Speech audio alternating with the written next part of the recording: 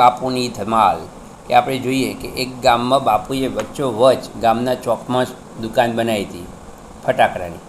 હવે બાપુએ ફટાકડાની દુકાન બનાવી એનો વાંધો નહીં, પણ ગામમાંથી જે પણ ત્યાં જાય એને કે એ ફટાકડા લઈ જાય એટલે બાપુને ના પાડી કે કોઈ. હવે આવું ચાલતું ચાલતું સાંજ પડી અને એવામાં શેઠ એટલે કે વાણિયાભાઈ ત્યાં નીકળ્યા. તો બાપુએ કીધું, એ શેઠ ફટાકડા લઈ જાઓ.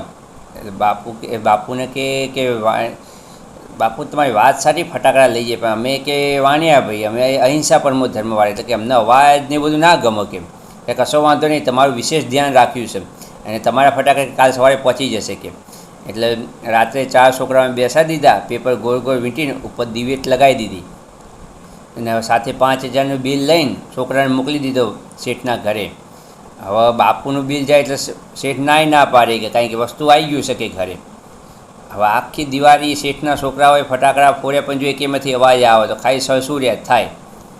એટલે બાપુને ફરિયાદ કરવા આવ્યા શેઠ કે બાપુ તમારા ફટાકડામાંથી કેમ અવાજ નહોતો આવતો. તો કે તમે તો કીધેલું કે અમને ભડાકા ના જાય, એટલે કે તમારા માટે સ્પેશિયલ ધ્યાન રાખેલું, સ્પેશિયલ સળસુરિયાવાળા જ ફટાકડા હતા કે જેથી કે અવાજ આવે જ નહીં કે. આમ કહીને આ વખત બાપુ આગળ નીકળ્યા. દર વખત એવું ના હોય કે વાણિયાભાઈ જ આગળ રહે, કોઈક વખત બાપુ પણ આગળ વધે. અને ગઈકાલના જોક્સમાં બધાને મજા આવી છે અને આજે એવો બીજો જોક્સ છે. ચેનલને લાઈક કરો, શેર કરો, સબસ્ક્રાઈબ કરો, કોમેન્ટ કરો. જય હિન્દ, જય ભારત.